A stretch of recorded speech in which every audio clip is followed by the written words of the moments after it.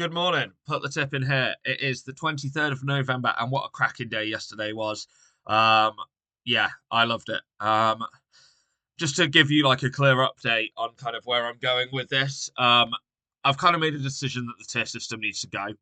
I liked it. The whole point was kind of to, on the busier days, have a system where I could go, look, if you don't, depending what capital you're working with, if you just want to do these ones, like these likely, or what I would say the less risky ones, you can do those. If you got more capital and you want to do the riskier ones, or if you just want to do the riskier ones, you can do those. If you like, a major chasing a major long shot, here's the overpriced, etc. In December, that tier system will disappear, and my aim is to give you 6 bets a day, or less, obviously, if I can't find them. Because if I can't find 6 bets, I'm not going to force them. But I think that's the best way to go, is if I just try and narrow it down to 6 bets a day tops. Then they could be really likely, really risky, massively overpriced, but who cares? There's 6 horses to follow for the day. And it's up to you what you want to do stake wise, etc. They will still be each way. Um, but yeah, that's where my train of thought is. If you like that idea, then please like the video or comment. Obviously, if you could still subscribe, we're very close to hitting that 100 mark, and I really want to, kind of do that video that I was talking about. Um, but yeah, yesterday, cracking day. Um, we had Regard ran a good race, but kind of left too much to do, and yeah, ran on really well at the end of the race. But um, the winner in that race was very impressive. Katira placed fourth, 10-1. Street Life placed. That was the bet to nothing that I kind of bigged up. Ran a great race. Just consistent. And when you get in a price like 11-2, or actually I managed to get 13-2 in the end, for 4 places, it's a bet to nothing for me because Street Life will place, especially in races of that standard. So if you go in each way, you're going to make a little profit if he places, and if he wins, bang. But our winner came in tier 2, 18-1 Calico. Absolutely flew home. Nothing could overtake. I said yesterday that all of the form said, oh, well, they'll turn it around with Sambri. Where was Sambri? Nowhere. Turn it around with Brookie. Where was Brookie? Nowhere. Um, the couple of horses behind him, I felt I was a little bit nervy about, but I was like, oh, Calico's at least guaranteed a place. But wow, that horse ran. I'm chuffed with that as a prediction as well because I was really confident with it, in case you couldn't tell, and yeah, flew home. Eddie My Eagle placed fourth at 12-1. The Miss Mimi didn't do anything. That was atrocious.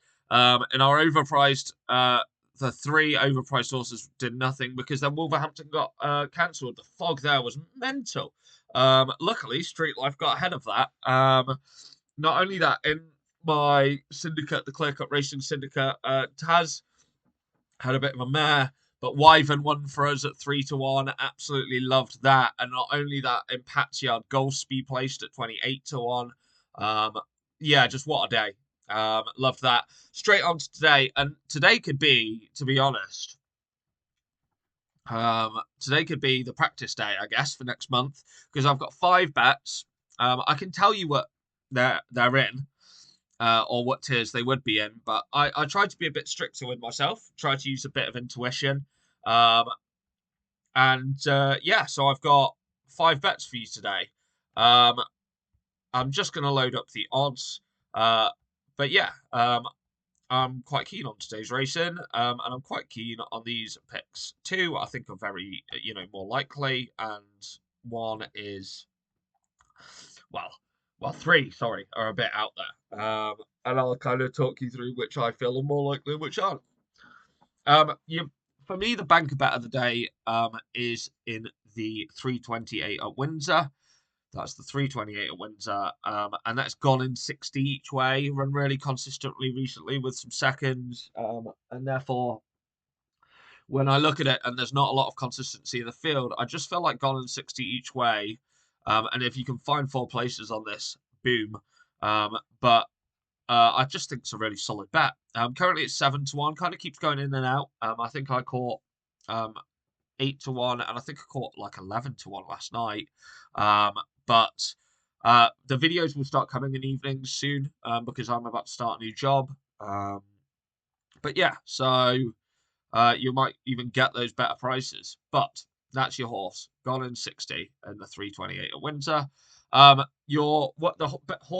that would be your tier one, but today we're just gonna see how we go. The horse that would be in tier two, but again, see how we go. The 218 at Windsor, and that is Hardy de Soy. The 218 at Windsor, Hardy de Soy at 5-1. This horse keeps fluxing all over the place. Was 7-1 this morning, then 4-1, now back to 5-1. You obviously, all these horses are each way, so you're gonna want to get 5-1 min. But again, just I think conditions will suit, runs well, reasonably fresh.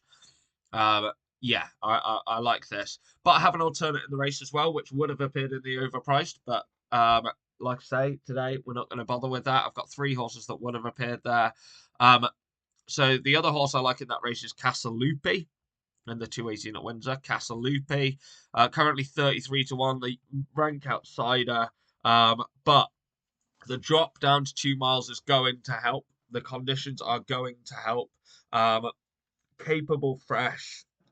Yeah, 33-1 seems mad to me. Again, shop around, try and get 4 places or 5 even. For these big odds horses, you can definitely get big